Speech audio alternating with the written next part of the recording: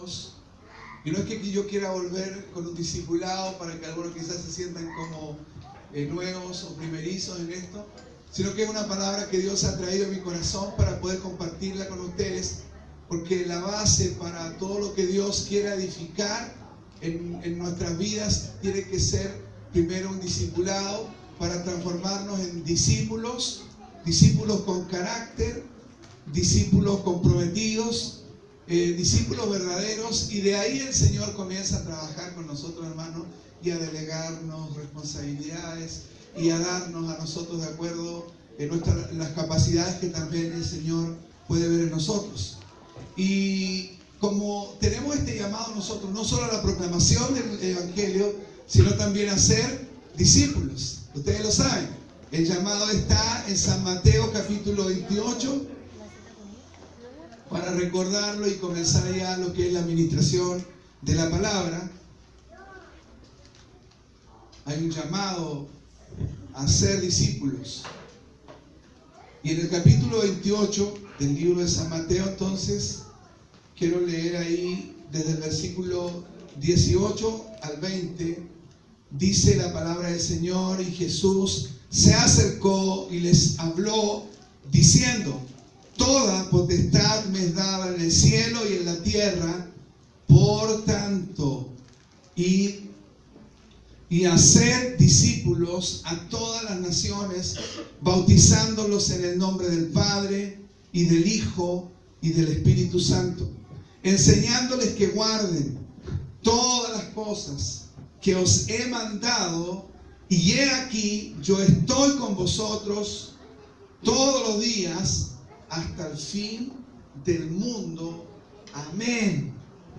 Ahí está el llamado para quienes ya vamos tomando una estabilidad o un crecimiento, porque tenemos que entender o recordar, este es un lenguaje del Espíritu, es un lenguaje que debe estar en cada uno de nosotros, los que hoy nos hacemos parte de la iglesia. Y tenemos que entender que la base es que un discípulo no nace, sino que un discípulo se hace. Y para eso tenemos que nosotros entender que el Señor a todos nos ha llamado y obviamente nos llamó con un propósito. Y quiero que lo leamos en el libro de San Marcos. Vamos a leer en el libro de San Marcos. Quiero que leamos ahí los primeros capítulos, pero específicamente en el capítulo 3 del libro de San Marcos, versículo 13, vamos a leer hasta el versículo 15, y dice así: después subió al monte y llamó así a los que él quiso. Y dice: y vinieron a él.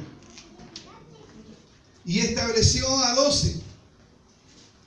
Hay un propósito. Y dice: para que estuviesen con él y para enviarlos a predicar, y que tuviesen autoridad para sanar enfermos y para echar fuera demonios.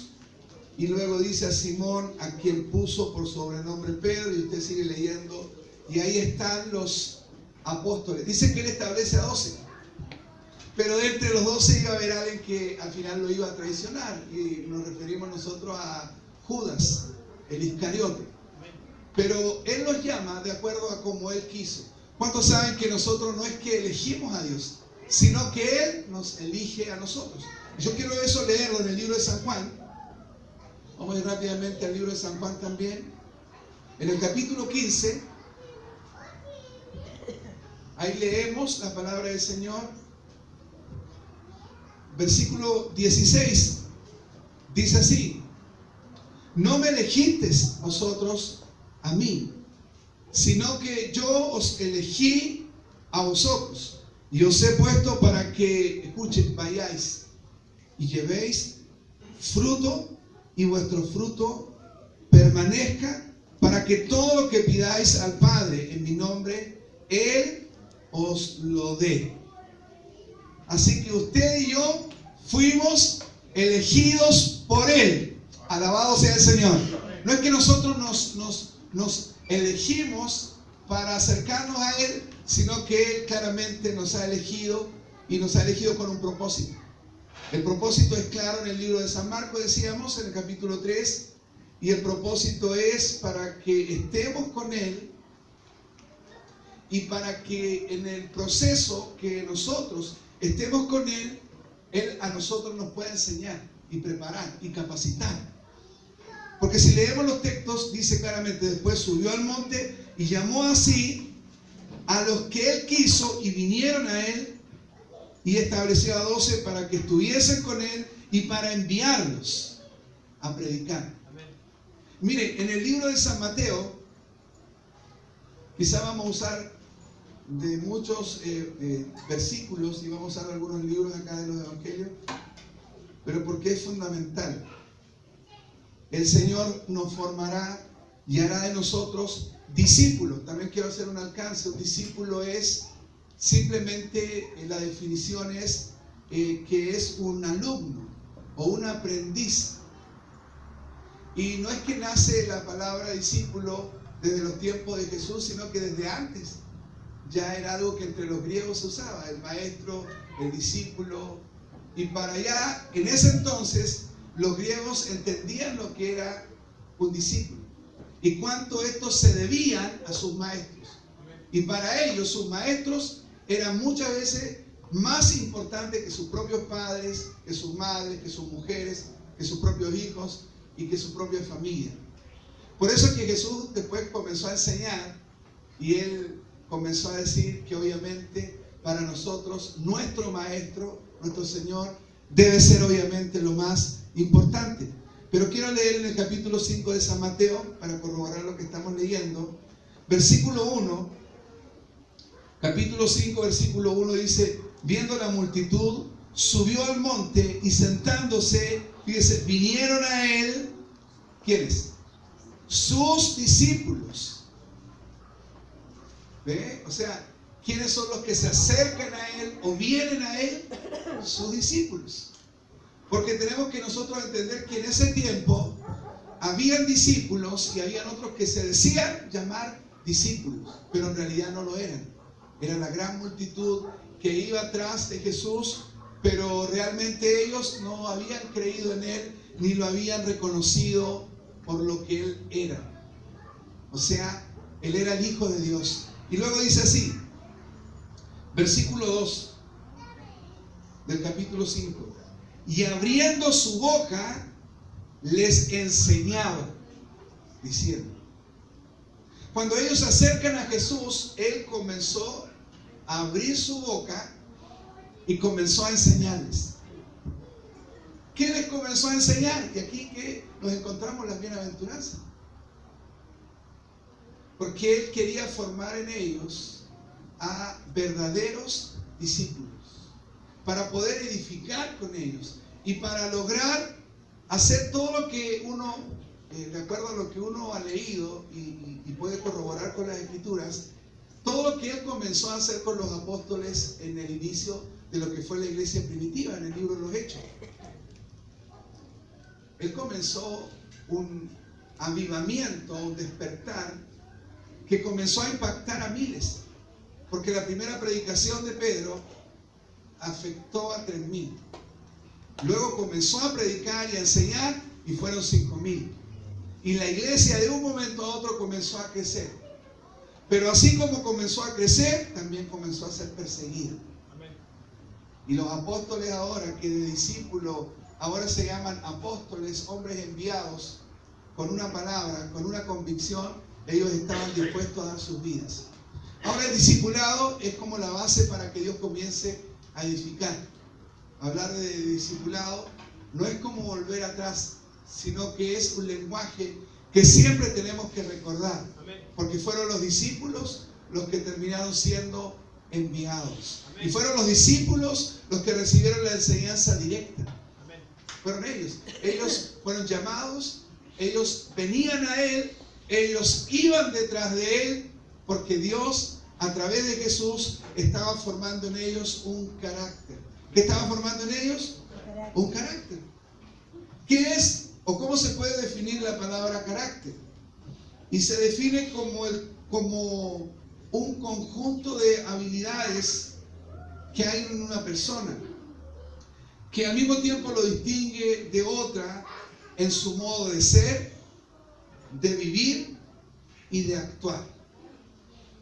O sea que cada uno de nosotros tiene un carácter distinto, que nos hace diferente, pero que hoy está siendo moldeado por el Señor. Y entonces hoy vamos a aprender a ser como Él, a vivir como Él y a actuar como Él actuó. Por eso es que Cristo tiene que ser formado en nosotros. En el libro de Gálatas, vamos a leer en el libro de Gálatas también ahí, en el capítulo 4 del libro de Gálatas, versículo 19 dice: hijitos míos, por quienes vuelvo a sufrir dolores de parto, hasta que Cristo sea formado en vosotros. Quizás no va a ser una labor tan rápida, quizás va a ser lenta con algunos, pero si tenemos disposición, vamos a crecer. Se va a notar el crecimiento, se va a notar la madurez, se va a notar el carácter de Cristo en nosotros, solo cuando pongamos disposición. O sea, un deseo de querer realmente conocer a nuestro Maestro, a nuestro Señor. Recordemos que en un momento determinado Jesús entendió que había una multitud que lo seguía, pero era solamente porque ellos veían las señales que él hacía, pero además ahora ellos estaban participando del pan o de la multiplicación de los panes y de los peces, y ellos estaban detrás de Jesús y hasta le decían rabí. ¿Cómo le decían? Rabí. En el original, yo lo estuve estudiando, hermano, y rabí significa mi maestro. ¿Qué significa? Mi maestro. Y la multitud, ¿sabe cómo lo llamaba entonces? Mi maestro.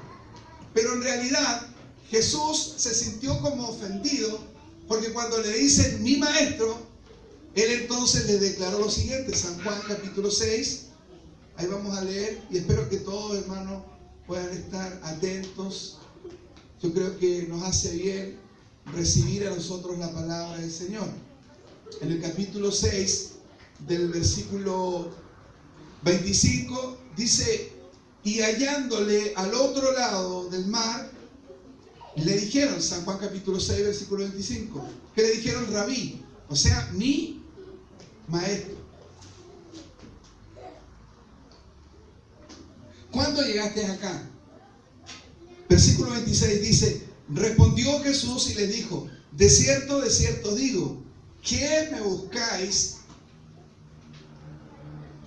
Y ahí está más claro: no porque habéis visto las señales, sino porque comisteis el pan y os saciasteis.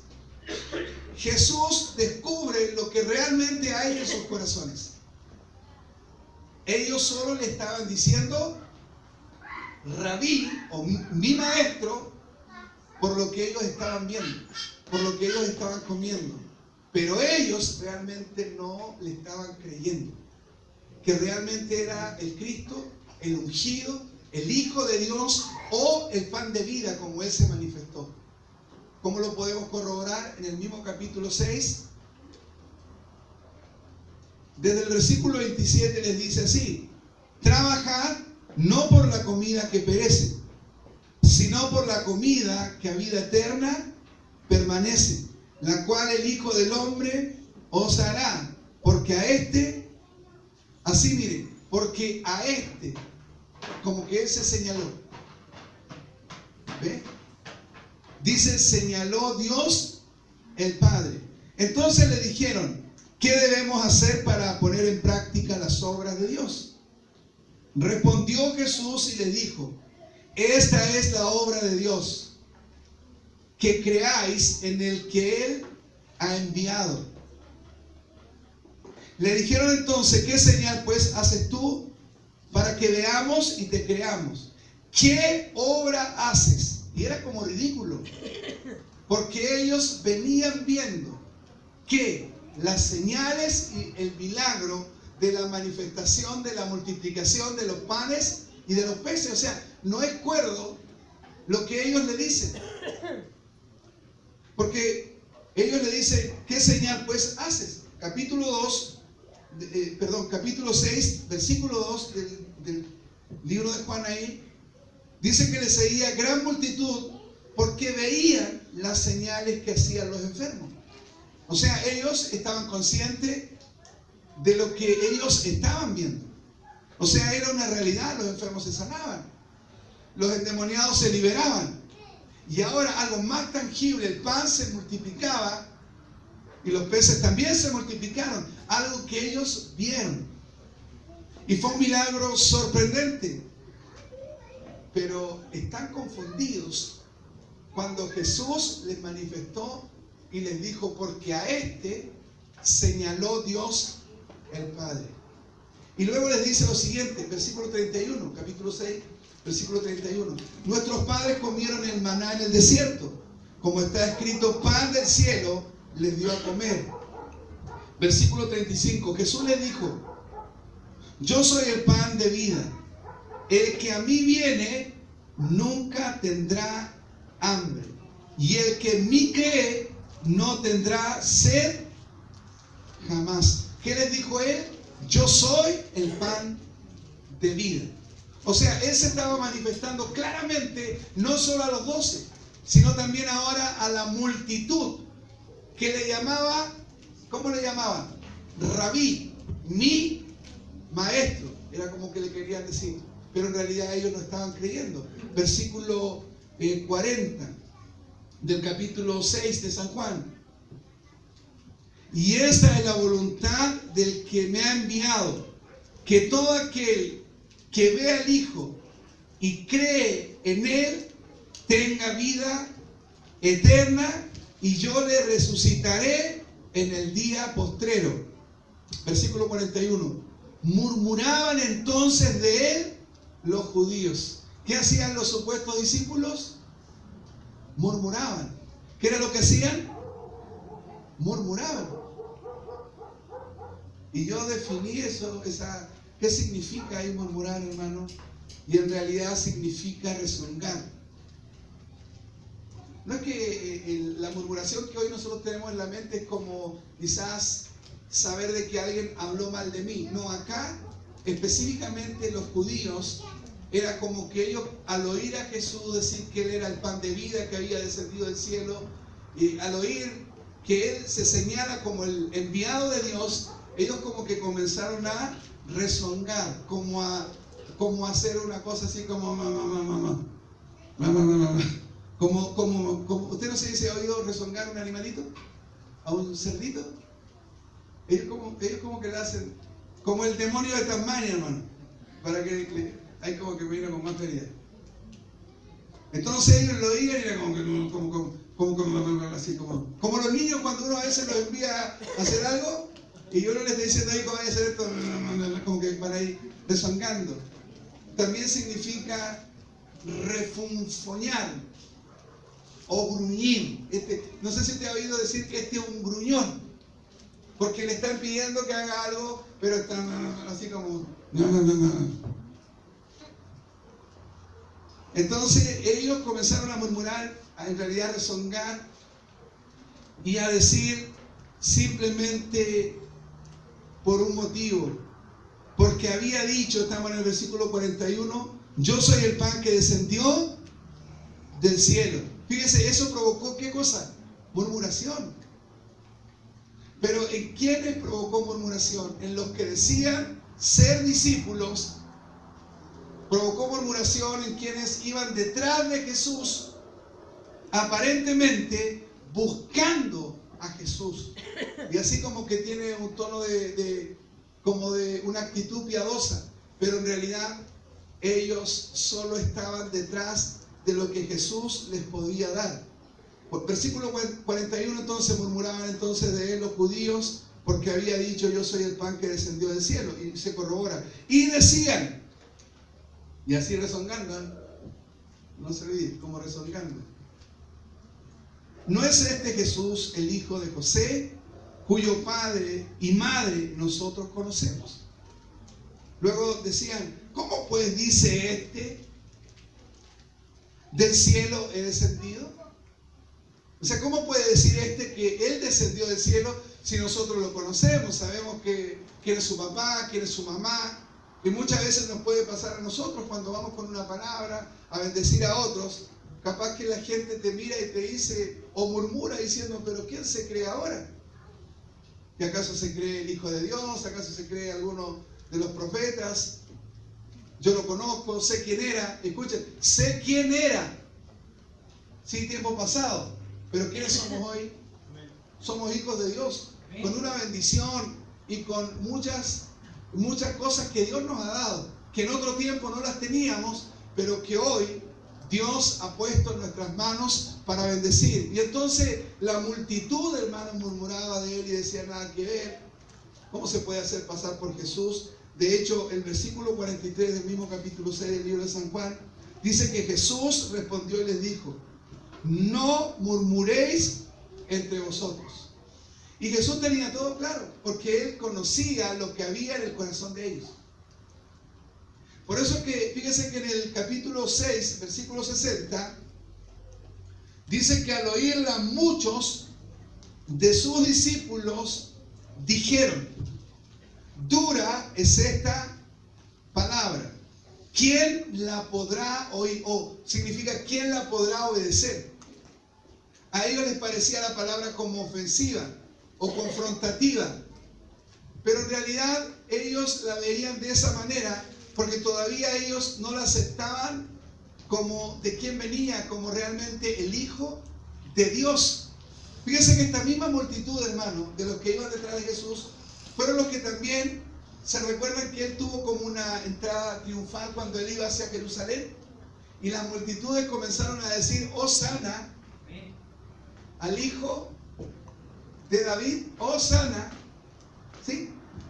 Y comenzaron a entonar ese Hosana. Y ese Hosana significa sálvanos. ¿Qué significa? Sálvanos. Pero ellos no tenían en su mente que los salvara de la condenación del pecado, sino que ellos cuando le decían Hosana, era como que le estaban diciendo, sálvanos de los romanos, sálvanos quizá de la miseria o de la esclavitud en la cual nos encontramos.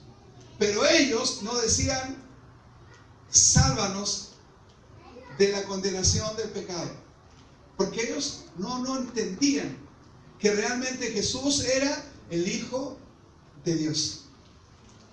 Por eso es que cuando uno lee en el capítulo 6, versículo 66, dice, desde entonces muchos de sus discípulos o supuestos discípulos volvieron atrás y ya no andaban con Él.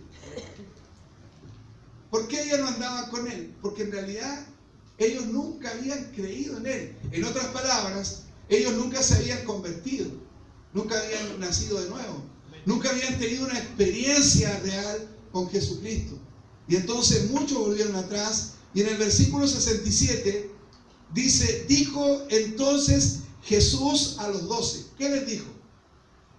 ¿Queréis acaso iros también vosotros? Fíjense, porque Él no quiere tener a nadie obligado. Le respondió Simón Pedro, Señor. ¿Cómo le dijo? Señor. Ya no le dijo Rabí, mi maestro, sino que le dice Señor. O sea, tú eres nuestro dueño, nuestro amo, eres el Kyrios. ¿A quién iremos? Tú tienes palabras de vida eterna. O sea, cuando Él dice, ¿a quién iremos? O sea, ¿a César? ¿A los ancianos de Israel?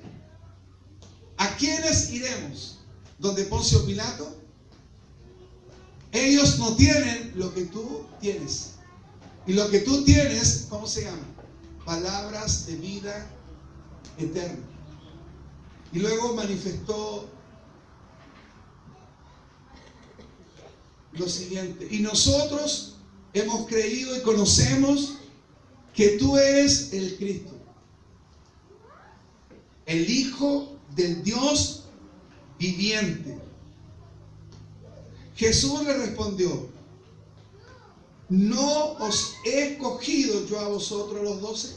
¿Se recuerdan en el libro de Marcos que él escogió de acuerdo a como él quiso, para que estuviesen con él y para luego enviarlos a predicar?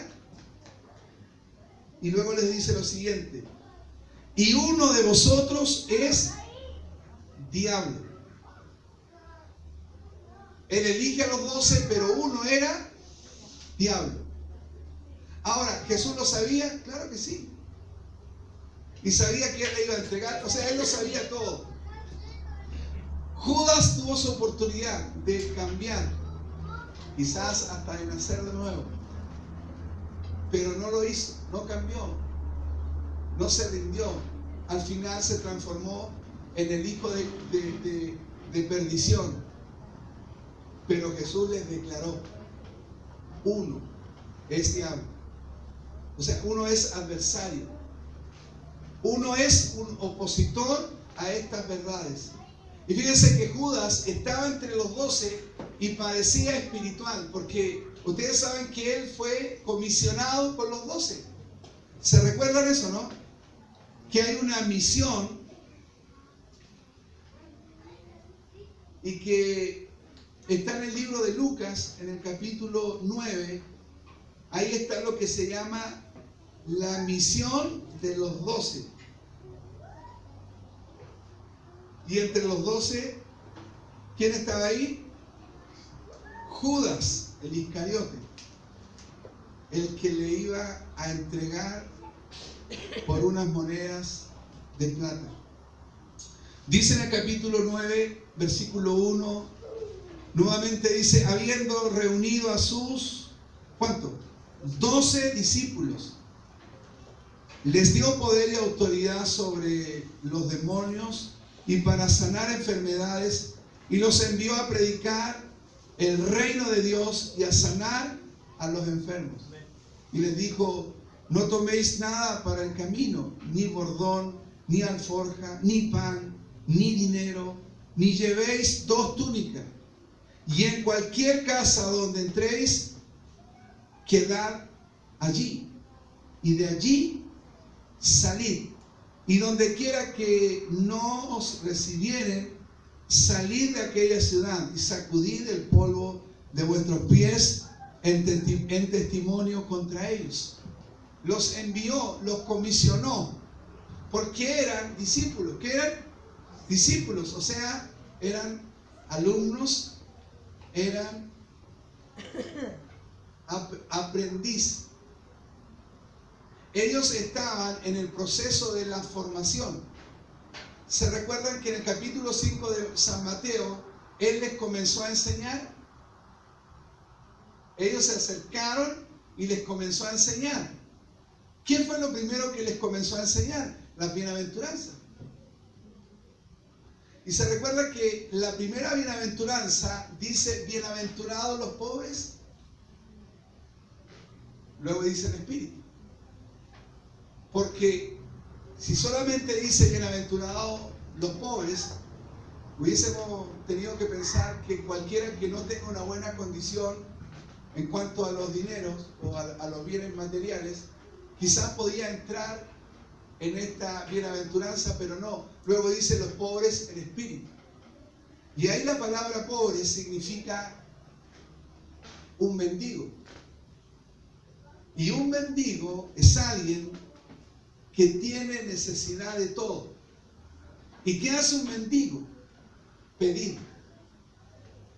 Y normalmente cuando alguien está en esta condición de mendigo, de pobre, de no tener nada, se ve expuesto a pedir, pero la actitud que tiene para pedir es una actitud humilde. Incluso, no sé si a ustedes les ha pasado que cuando alguien le ha pedido algo en la calle, como que bajan un poco la mirada, no van y te piden así con prepotencia, siempre hay una actitud como de necesidad y como esperando recibir algo. Y muchas veces es esa la actitud que nos ha movido a decir, bueno, vamos a darle algo. Por eso es que nosotros los pobres en espíritu, ¿qué tenemos que reconocer? Que estamos faltos de todo lo espiritual que tiene Dios para nosotros.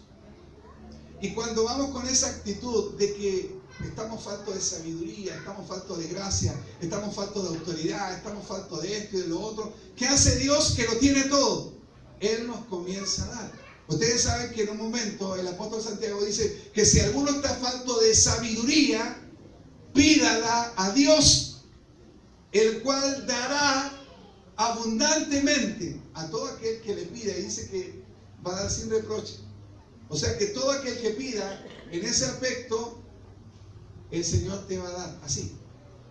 Y Él te va a dotar de esa sabiduría que necesitamos para movernos en este mundo, hermano, donde realmente uno la necesita. Ya sea para dirigir nuestros matrimonios, para el trabajo, para transformarnos en un verdadero discípulo, hijo de Dios. Necesitamos de esa sabiduría, que solamente Dios la puede dar. Porque el mundo te ofrece otra sabiduría, pero es terrenal, animal y diabólica. Pero esta sabiduría está reservada para quienes hemos alcanzado madurez. O sea, esta sabiduría está, hermano, reservada para todos los que no solo están en un discipulado, sino que del discipulado se transforman realmente en discípulos y con el tiempo en discipuladores. Porque tienen la disposición de acercarse al maestro. Tienen la disposición de obedecer al maestro y decirle que sí cuando él comienza a tratar con nosotros. Decíamos que un discípulo no nace, sino que se hace, y para eso Dios establece principios. Efesios capítulo 4, en el versículo 11, dice que Él mismo constituyó a unos apóstoles, a otros profetas, a otros evangelistas, a otros pastores y maestros, a fin de perfeccionar a los santos para la obra del ministerio, para la edificación del cuerpo de Cristo. Cuando se habla de perfeccionar, se trata de capacitar, de entrenar, de dirigir, de formar, de exhortar, de alimentar. De todo eso se trata. Y es por eso que Dios se encarga de establecer hombres que tienen una gracia, que pueden tener un ministerio y a través de ese don edificar el cuerpo de Cristo. Amén. Por eso es que en el proceso del discipulado, que pareciera a veces que solo es para los más nuevitos, en el caso de nosotros, Dios lo ha traído a mi corazón para ministrarlo, porque debe ser un lenguaje que nosotros manejemos. Que cuando se hable de discípulo, ustedes lo tengan claro. Porque va a haber mucha gente, hermano, que nos va a hablar o que se va a acercar a nosotros y va a tocar estos temas. Y estos temas van a bendecir a otros. Porque creo que siempre la palabra de Dios va a bendecir. La gente necesita oír la palabra de Dios. Recuerden que los apóstoles dijeron, ¿a quién iremos? ¿Dónde podemos ir? Si solo tú tienes palabras de vida eterna. Eso es lo que Dios tiene para nosotros.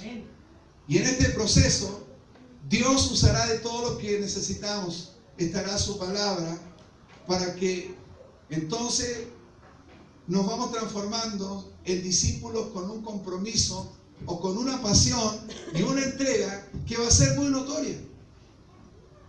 Es como lo que dijo el apóstol Pablo a Timoteo. Vamos a leer en Primera de Timoteo. Vamos a leer ahí en el libro de Primera de Timoteo. Leamos un poquito, hermano. O sigamos leyendo un poco más, en realidad. En el capítulo 4 de Primera de Timoteo, versículo 13, de ahí en adelante dice: entre tanto que voy, ocúpate en la lectura, la exhortación y la enseñanza. No descuides el don que hay en ti, que te fue dado mediante profecía con la imposición de las manos del presbiterio. ocúpate en estas cosas, permanece en ellas, para que tu aprovechamiento sea manifiesto a todos. O sea, cuando dice ahí para que tu aprovechamiento, significa para que tu progreso, tu aprendizaje o tu conocimiento sea manifiesto a todos. O sea, todos se van a dar cuenta de tu crecimiento. Es que es muy notorio, hermano. Se nota el crecimiento, lo que tú has aprendido, lo que has recibido, que obviamente viene del corazón de Dios para tu vida, porque Él quiere contar contigo. Es lo que dijo Jesús, que Él eligió, que Él señaló, los atrajo, y los atrajo para comprometerlos. Y cuando Jesús les comienza a enseñar en el capítulo 5 las bienaventuranzas, después de las bienaventuranzas, que son una bendición, y ahí podríamos nosotros entrar a compartir un poco más, pero quiero adelantarme un poquito más. Él les comienza a decir que somos nosotros la sal de la tierra o la luz del mundo, y comienza a darle una serie de enseñanzas que en una, por ejemplo, en el capítulo 5, versículo 38, le habla acerca del amor hacia los enemigos. De hecho, capítulo 5, versículo 43 y 44 dice: oísteis que fue dicho, amarás a tu prójimo y aborrecerás a tu enemigo.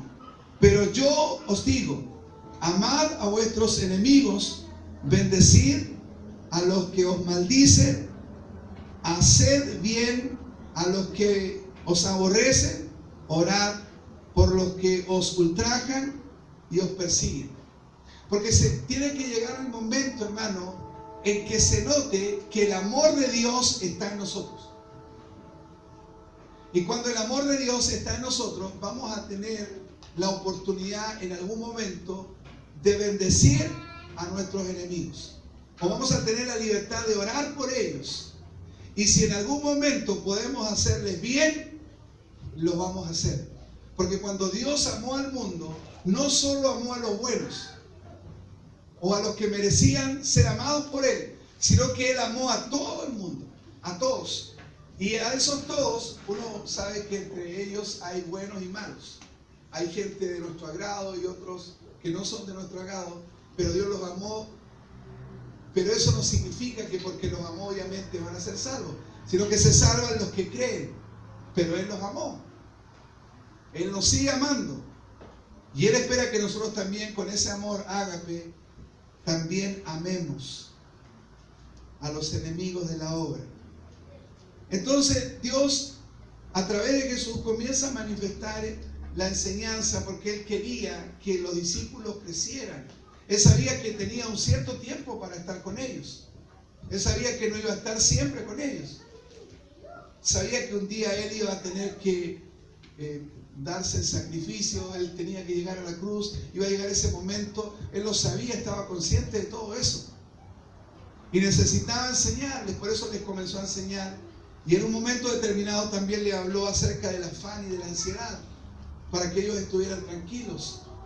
Por eso yo les había leído que cuando Él comisionó a los 12, leíamos que Él les dijo: no lleven nada. ¿Y para qué les dice eso? Para que ellos, desde un comienzo, pudieran aprender a confiar en Él. Y sabe, nosotros como hijos de Dios, o como discípulos de nuestro Señor Jesucristo, necesitamos confiar en Él. Cuando tú confías en Él, vas a aprender a descansar. Y te vas a transformar como el monte de Sión. El monte de Sión no lo mueve absolutamente nada. Solamente Dios lo puede mover. Por eso es que el salmista decía que los que confían en Jehová son como el monte de Sión, que no se mueve, sino que permanece para siempre. Entonces, una de las enseñanzas que Él también le quería dar a sus discípulos era que ellos pudieran confiar en Él, que tuvieran la tranquilidad de descansar en Él y ver realmente que de Dios uno puede recibirlo todo, porque Él realmente tiene cuidado de aquellos que Él llama. No crean que Dios los llamó para hacerles sufrir o para que todos los días ustedes experimenten tiempos de desgracia, de dolor, de enfermedad, de necesidad. Quizás esos momentos los vamos a vivir, pero no serán permanentes. Porque Dios te va a enseñar a que tú aprendas a depender de Él y a confiar en Él, para que tú sepas vivir en todo tiempo. Pero Dios también te llama para que vayas de gloria en gloria, de poder en poder.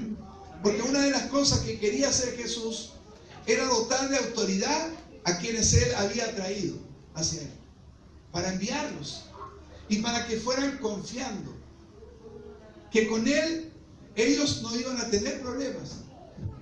Problemas me refiero yo de tipo material, porque problemas los tuvieron, pero ellos habían sido ungidos. Ellos se habían transformado luego en testigos, o sea, mártires, hombres y mujeres que iban a estar dispuestos a dar sus vidas. Y cuando hablamos de esto, yo les hice un alcance a ustedes, hermanos, mientras estábamos empezando este tema, que esto viene a ser como la base para todo lo que Dios quiere hacer con nosotros. Porque esto te consolida, esto saca lo mejor que hay en ti, esto forma realmente tu carácter y te transformas realmente en un discípulo verdadero y no solo en un seguidor, sino que Dios va a trabajar en tu carácter, te va a formar, te va a llevar a que tú puedas confiar en Él y puedas también depender de Él. Y Él quiere que cada día tú y yo lo vamos conociendo a Él. Es lo que realmente está en su corazón. Por eso es que Él comenzó a enseñar, y incluso llega un momento en que Él comienza a hablar acerca de la puerta estrecha. Fíjese que el mundo, hermano, trata, pero por sobre todas las cosas, de que el hombre no sufra. Hasta una secta que se levantó diciendo: pare de sufrir. Pero eso es algo inevitable. Jesús dijo: en el mundo tendréis, o sea, vas a tener aflicción y tienes que saberlo. Ahora, tengamos a Cristo, no, las aflicciones van a ser quizás o permanentes o van a ser esporádicas, pero van a haber momentos de aflicción. Pero hoy con Cristo todo eso lo podemos enfrentar y es diferente. Hoy tenemos su ayuda. Yo hoy no me siento como sin la capacidad de confrontar ciertos gigantes, todo lo contrario, me siento capacitado, pero no por mis fuerzas, sino que cada vez veo que Dios me fortalece, me capacita para enfrentar estos gigantes que se van a levantar y que van a venir en contra de mí. Pero hay otro que es el gigante de los gigantes, y ese va delante de ti y va delante de mí. Por eso es que cuando Jesús atraía a sus discípulos, a los que se iban a transformar en discípulos verdaderos, porque tú sabes que en esta comisión, en este ir de Jesús, Él, después de los 12, Él envió a 70. ¿Cuántos lo recuerdan? Ya no eran 12, ahora eran 70. Y cuando Él envía a los 70, de la misma manera, los comisionó, y hay una palabra que dice que como que los envía como ovejas en medio de ¿qué? De lobos. Por lo complicado que en algún momento se iba a poner el panorama. Pero el Señor quería que ellos aprendieran a confiar y a depender de Él. Porque cuando ellos fueron comisionados, vamos al libro de Lucas, hermanos, en el capítulo 10 del libro de Lucas, ellos van, atienden a esta misión, capítulo 10, y ahí dice claramente, misión de los 70, y dice: después de estas cosas, designó el Señor también a otros 70, a quienes envió de 2 en 2 delante de Él a toda ciudad y lugar a donde Él había de ir, y les decía: la mies a la verdad es mucha, mas los obreros pocos. Por tanto, rogad al Señor de la mies que envíe ¿qué? Obreros a su mies. Y decía: id, he aquí, yo os envío como corderos en medio de lobos. No llevéis bolsa, ni alforja, ni calzado, y a nadie saludéis por el camino. Ese a nadie saludéis por el camino era simplemente porque los saludos de los judíos eran demasiado largos. Y como la misión tenía un tipo de urgencia, no podían detenerse, tenían que seguir, proseguir, porque luego ellos tenían que volver. Y fíjense que en el capítulo 10, versículo 17, hay un título donde dice, regreso de los 70.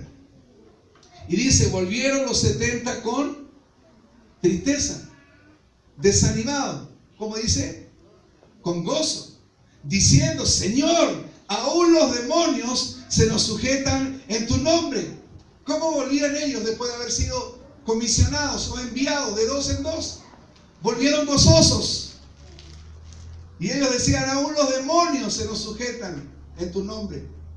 Y él les dijo, yo veía a Satanás caer del cielo como un rayo.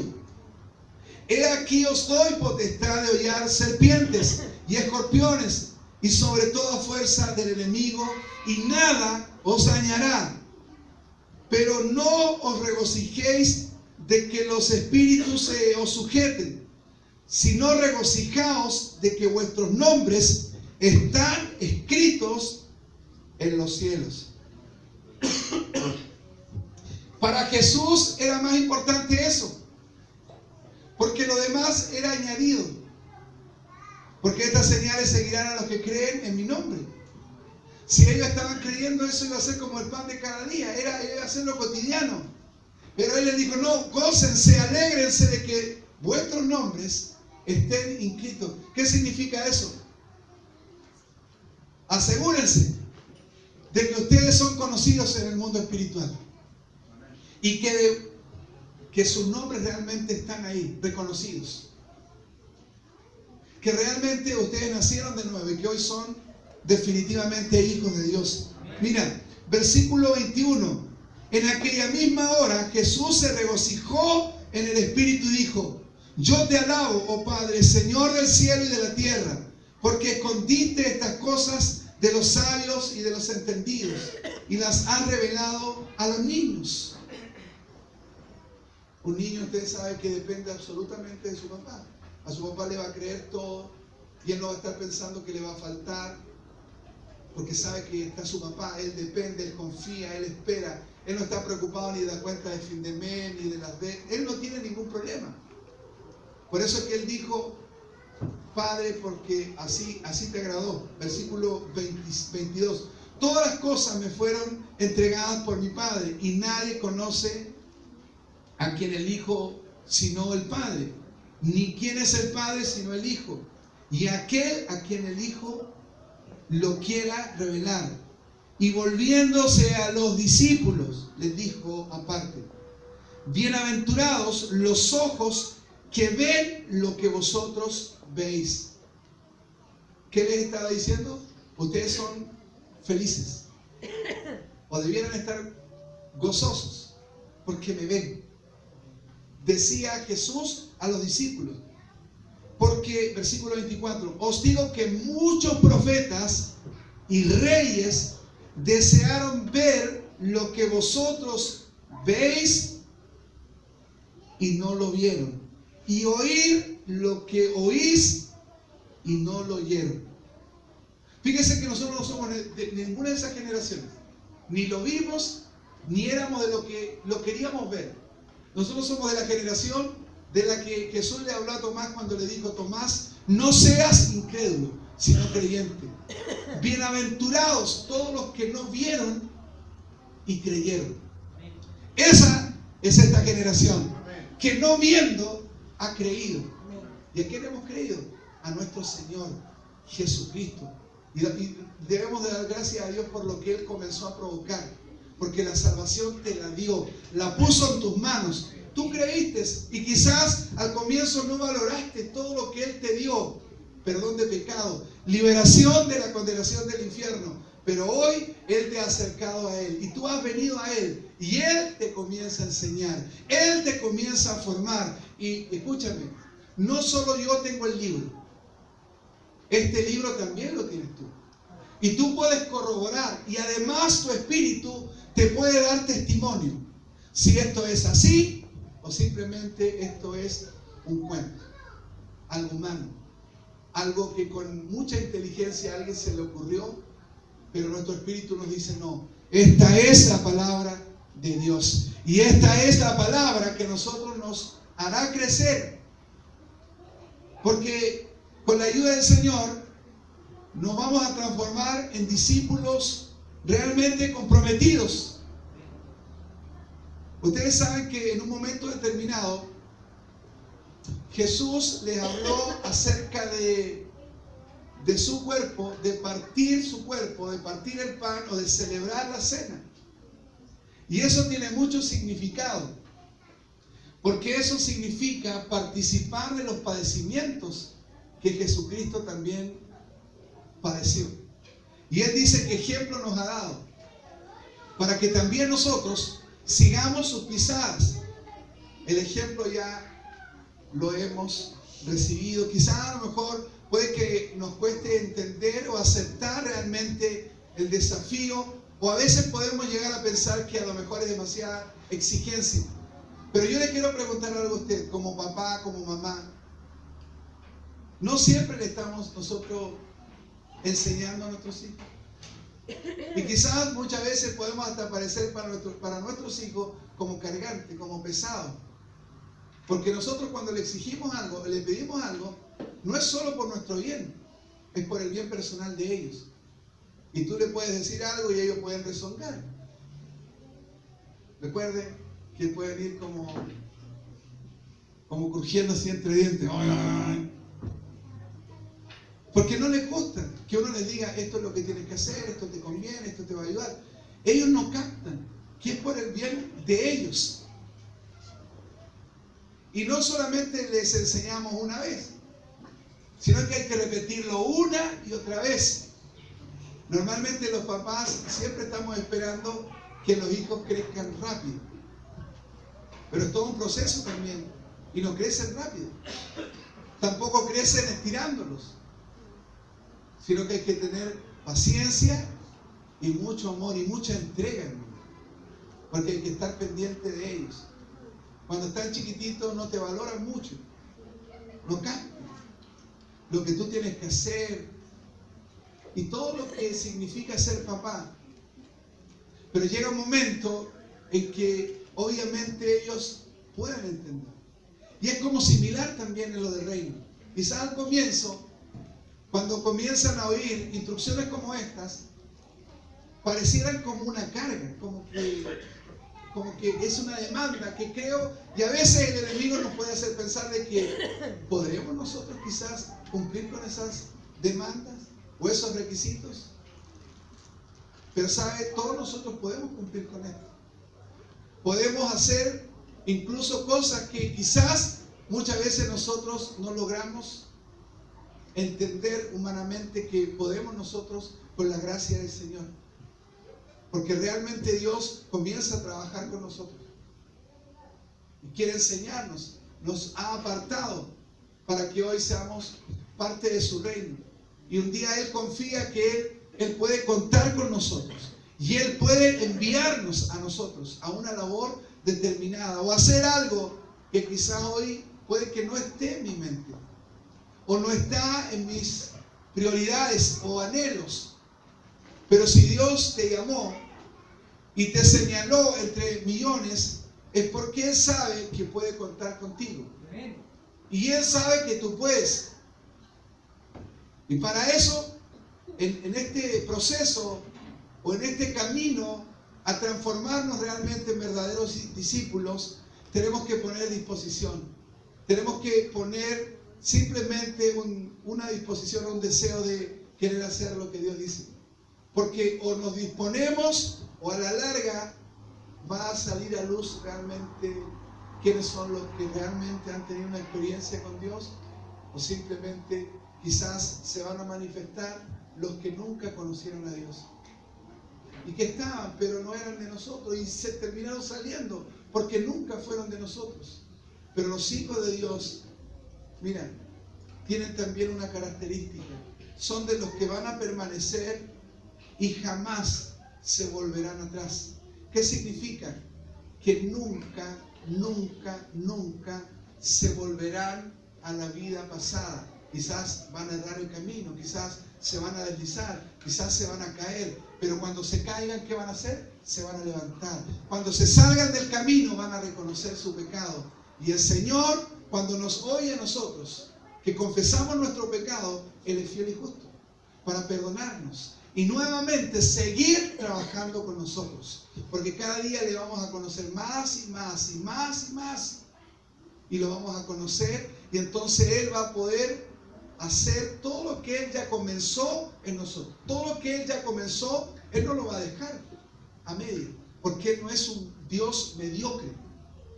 Él es un Dios que cuando comienza algo, lo termina. Por eso es que Él ha sido con nosotros paciente, hermano. Porque Él sabe también que nos ha costado, que de pronto se nos ha complicado, pero Él ve que en nuestro corazón hay un fuerte deseo por hacer su voluntad. Y Él ha sido paciente, hermano. Y dice, no queriendo que ninguno perezca, sino que todos procedan al arrepentimiento. Porque el día del Señor vendrá y Él necesita contar con hombres y mujeres, discípulos comprometidos, discípulos que tengan una dependencia.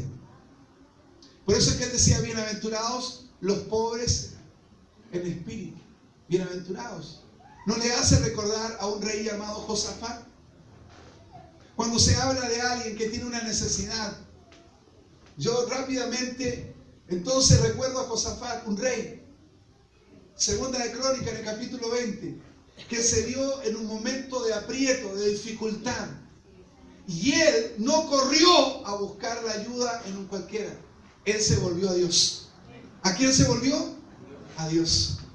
Quiero leerles un poquito ahí, hermanos. En Segunda de Crónicas, vamos a leer un poco más. Hay algunos ejemplos, pero vamos a tomar por lo menos este ya para, creo, después ir finalizando.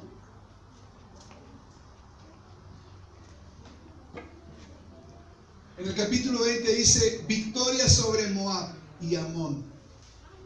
Dice, pasada estas cosas, aconteció que los hijos de Moab y de Amón, y con ellos otros de los amonitas, vinieron contra Josafat a la guerra.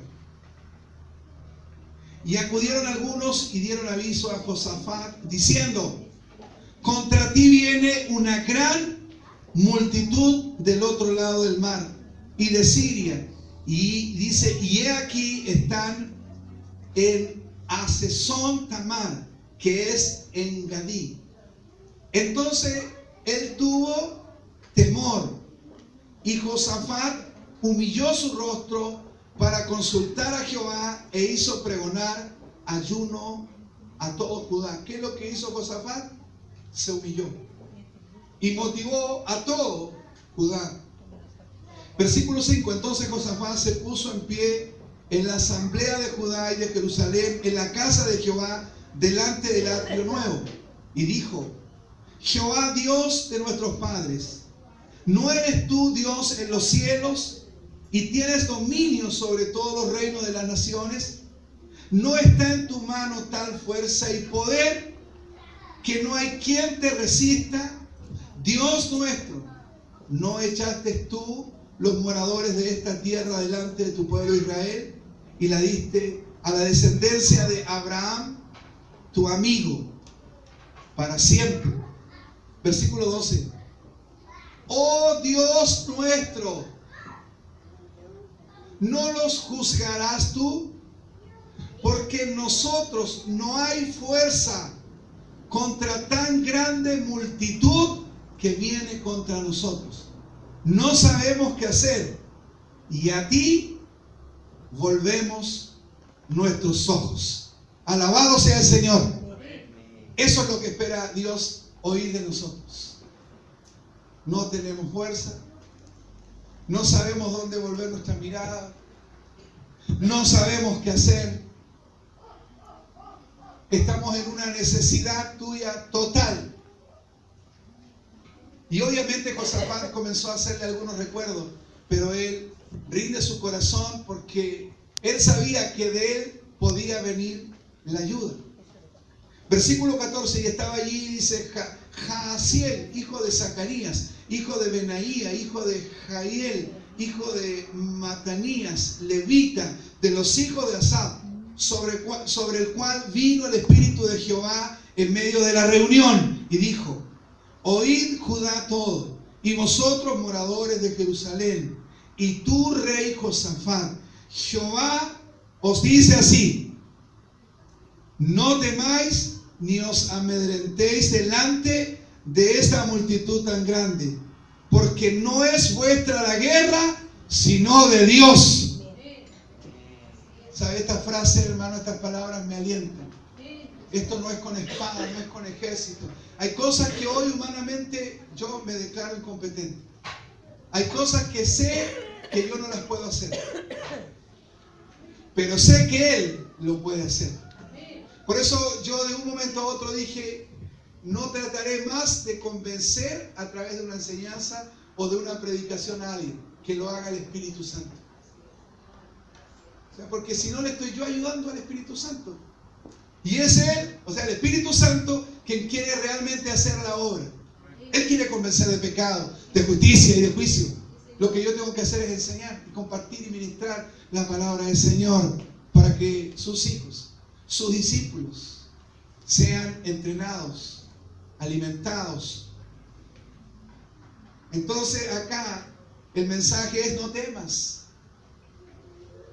Dios va a pelear por ti. Versículo 17. No habrá para qué peleéis vosotros en este caso. Paraos, estad quietos y ved la salvación de Jehová con vosotros, oh Judá y Jerusalén. No temáis ni desmayéis. Salid mañana contra ellos, porque Jehová estará con vosotros.